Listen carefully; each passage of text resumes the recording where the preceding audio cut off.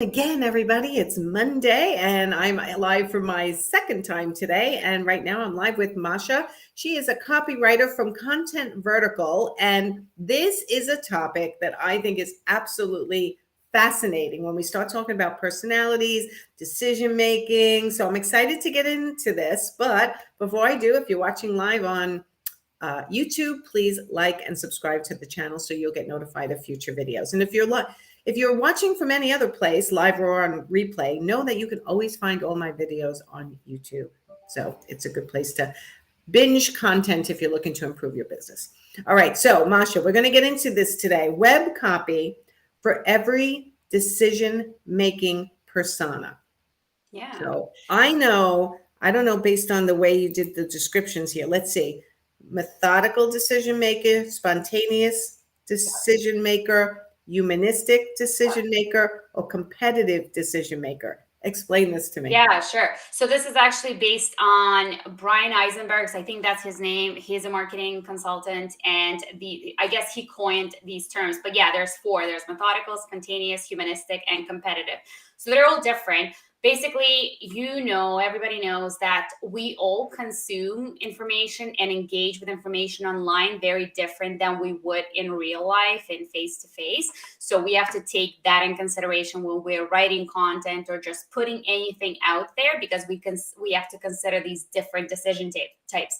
So for example, methodical decision makers are those people that read everything word for word. They need a lot of information to make decisions. So they will weigh their options. They will read everything line by line, word by word. They basically need to consider all of their options when they're making decisions.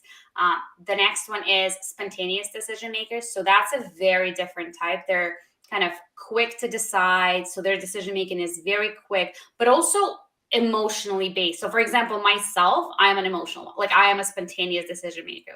And maybe you can tell yours when I give you the description for all of them. But yeah, spontaneous ones are driven by their emotions. They need to see like human faces on the web, in the web, on the website, in marketing material, because that's what resonates with them. They have to feel that they're connected. And then humanistic decision makers are those after like a higher value. They want to feel that the service that you're providing is, socially responsible. It's making an impact on the world. They're driven by this desire to help others and to just be, socially responsible. So that's the humanistic one. And the last one, competitive decision-making type.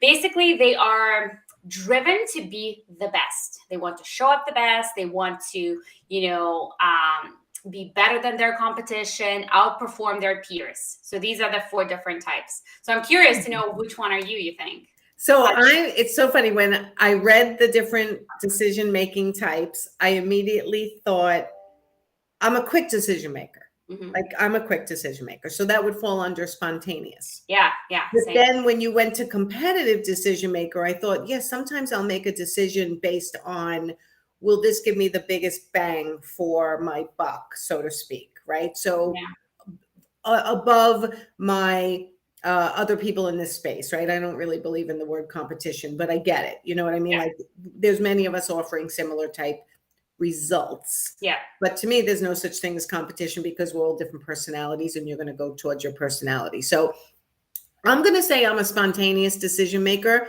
but I hate the word spontaneous because I know it doesn't really. I wish it was actually called like a quick decision maker or something to that effect. I'm informed. I'm informed, but quick. Yeah. No, it's true. But it's interesting what you said, that sometimes you are one and then in other situations you're another. So I feel like maybe we keep that in mind, because our customers and yours, if you're listening, you're an interior designer, your customers fall into these different categories, but maybe they're not like in a clear cut category. Maybe they are also, exhibit all of these properties. So when you write content, you really have to consider all and not just one. Although it's worth mentioning that you should know your audience and you should pay attention to how they interact, and maybe it's paying attention to how your customers are throughout the entire interior design experience, like interior design process. For example, like, do they ask a lot of questions during the consultation? Do they do they need a lot of information? Do they ask follow-up questions? And maybe it could give you a sign as to, okay, so most of my customers fall into the spontaneous category and or maybe they're methodical. So it's, Well, yeah. what's interesting is as you're talking, I can literally pick out my Profit Insider Academy people, my group program. I can tell which type of decision maker they are Oh, that's interesting. if they've created their own website. Oh, that's Because, interesting. Yeah. well, think about it, right? I know I'm thinking of one person in particular, and I know she would agree with me. She's a methodical decision maker. She has to have all the facts before she makes a decision. She's a good decision maker, but definitely methodical. Yeah. She wants to put so much on her website because she needs a ton of information in order for her to make a decision. But what we're really saying is it's not about how you make a decision, right? Yes. It's how your clients make decisions. So Yeah. how do we incorporate like all these different methods? Like I may know that most of my clients are humanistic decision makers, meaning they go more out of emotion, which I'd say I'm a little in there too. Yeah. But I have to make sure that my sales pages, my web copy on my website speaks to all these different types of people because they could be any type coming to me.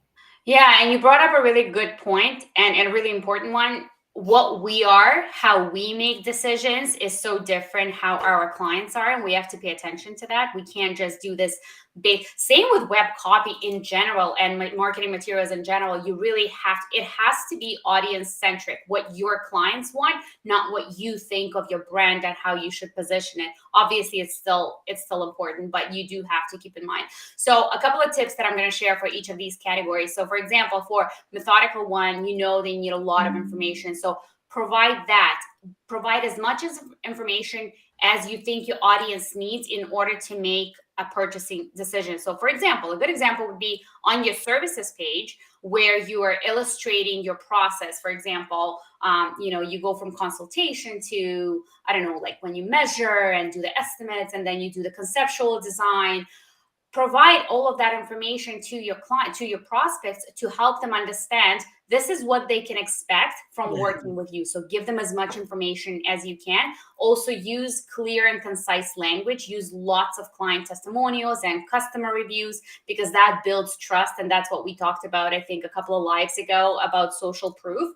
Yes. So that's, give them as much information because they will be reading line by line. However, having said that, use clear headings because while they might be methodical as far as their decision-making persona, they could also exhibit other personas within them. So help them consume your content by providing clear and bold headlines for that detailed information. Okay, so the headline is someone like me, more of a quick, spontaneous decision maker. I just scan, right? Exactly. So I'm looking at headlines. So the headlines being strong, speaking directly to me, a quick decision maker is going to help me. But then the detail underneath it is going to help someone who's more of a methodical decision maker. Exactly. Also for spontaneous ones, use human faces. So lots of videos and photos, maybe it's of you, of your team, people enjoying their space. Like I see there's a couple of websites that I really love and I think they're by like really, really amazing interior designers. And they have videos showing how people just live in their space. They walk around, use their kitchen, pour a coffee. And this helps us as customers to kind of resonate with that content, almost helps it illustrate how you can experience that space. So seeing human faces. Also, as far as language goes, using that evocative language, like making a promise and helping your audience understand this is how it's going to make you feel. So it's all about feelings, emotions. It's all about helping them make decisions, but also by helping them understand how they feel, how the place that you design will make them feel. So That's the humanistic one? No, that's the spontaneous one. That's all about human emotions and feelings. So the humanistic one, it's all about like the higher good, like your morals and values. It's all about, maybe in your copy, a couple of tips would be illustrate what your core values are. Illustrate what your, for example, I know on Teresa's website, she's so specific about her core values. So help that, provide a couple of bullets. These are my core values, because if your audience is humanistic decision making type, it will resonate with them. Also, your environmental impact, for example, that could resonate with them, or charitable services that you have on the side. All of this information, because that decision making type is after the higher good. So they want to see that they're working with a good person. Yeah.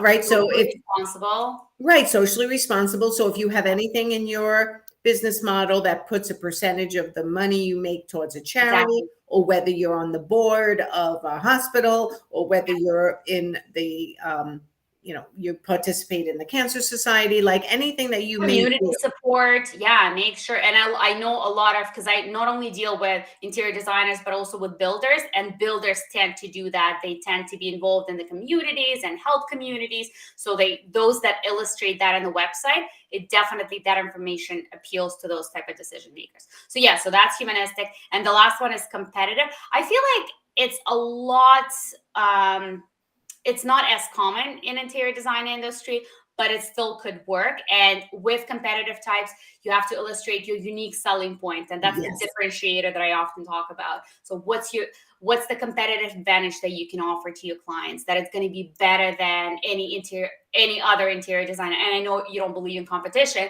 but this type of language that speaks to competitive advantage, to unique selling proposition, also providing customer case studies or client stories, that could also work, because that basically shows that this is how I help, versus another interior designer or another brand.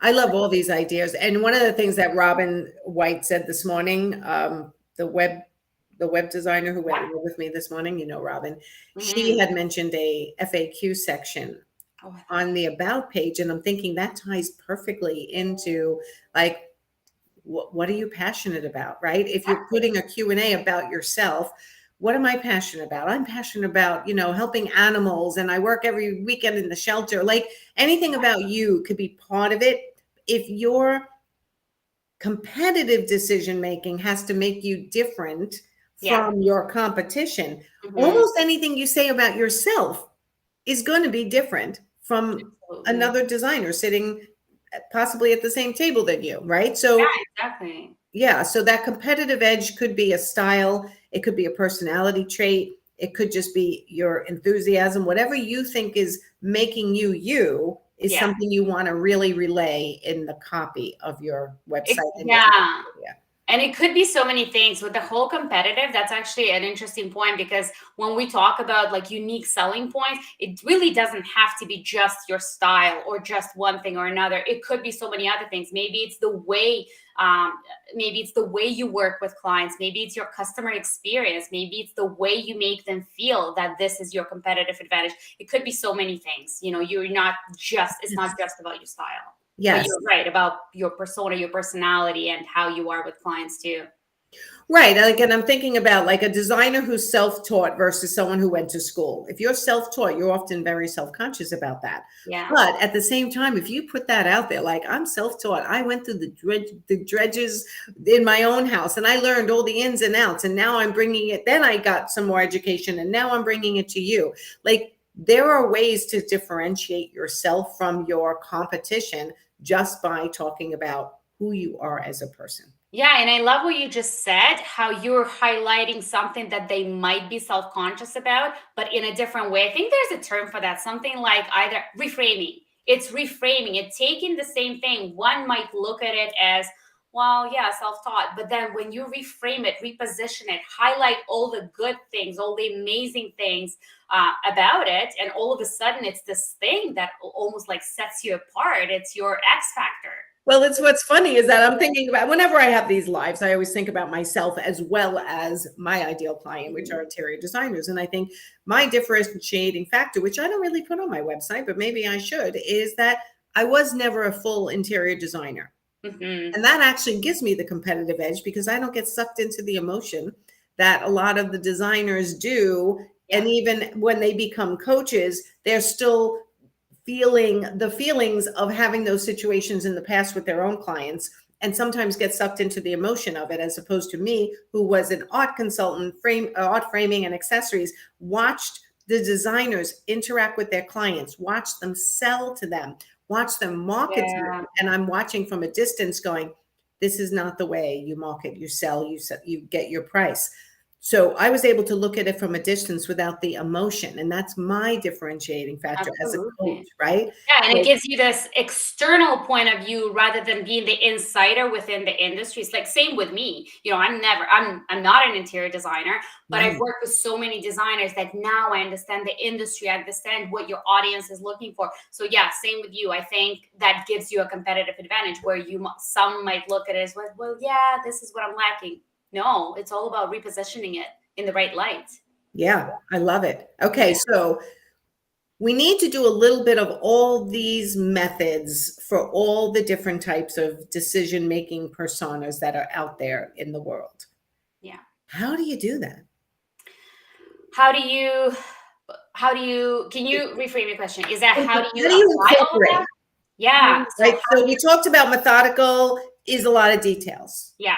Spontaneous is like headlines. Humanistic is It's highlighting the right thing. So highlighting, maybe it is your charitable services that you do. Maybe it is illustrating how you are socially responsible. So illustrating the right things that would speak to that audience, to the humanistic decision making. And for competitive decision makers is really illustrating your competitive advantage and the competitive advantage that you can give your clients, how you can showcase your service in the light that speaks to them. So customer stories, case studies, using all of that information. But you also, like at the beginning of this live, before we went live, we talked about it. I think it's important to kind of incorporate all of these things because we don't know. Sometimes we just don't know who is gonna cross our path. Like, it's not always methodical decision makers. It's not always spontaneous. So I think when I write website copy, I definitely incorporate a little bit of everything and kind of balance it all by, like you said, using strong headlines. If I do need to provide, a very detailed account, a very detailed section on the process, I will make sure to break up the content in the skimmable and scannable content because, like you, I myself, when I'm looking at the website copy, I'm never reading things word for word. I'm jumping from one headline to the next because that gives me enough information to know, like, to have the gist of the information. Like, oh, okay, I know what, I kind of get the essential components just by using headlines and these various tricks. It's a lot to think about, but I love this. Imagine taking these four categories, doing your website, walking away, and now going back and going, if I was a methodical decision maker, is there enough detail here for me to make a decision?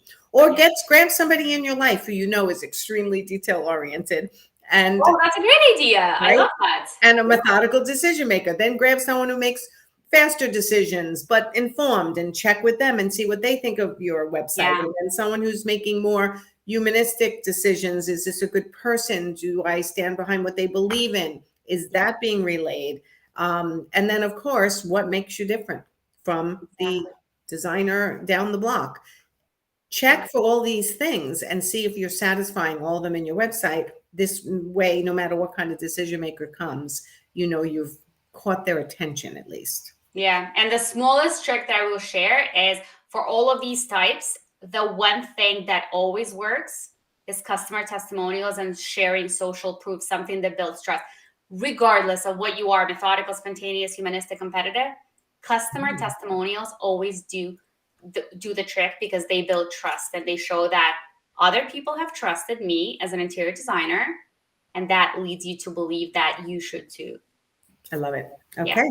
Anything else that we missed, Masha? This was good stuff today. No, I love that. It's very psychology. So no, it's awesome. I think we covered it all. So yeah, so the goal is to just pay attention, go back to your notes from pay attention and see for patterns in terms of your interior design clients and see what some of them are, what most of them are. Are there any patterns? And if you need to make any changes in your website, stick to those little facts that I shared. Love it. Okay. Tell everyone where to find you and what you can do for them.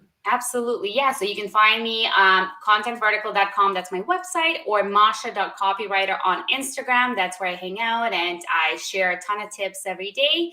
And yeah, you can always grab a spot on my calendar for a 30-minute chat to just run something by me. And that's how you can find me. Okay. Everything related to the words that you use to run your business. Masha Website does it copy, all. yes. Website copy, and you do social media copy a little bit too, correct? Yeah, but my bread and butter is web copy. Website. That's my signature service. Love it. Okay. All right. Everyone go have the rest of a great Monday, hopefully for everyone. And Masha and I will see you next month. Thanks, Masha. Thanks so much, Nancy.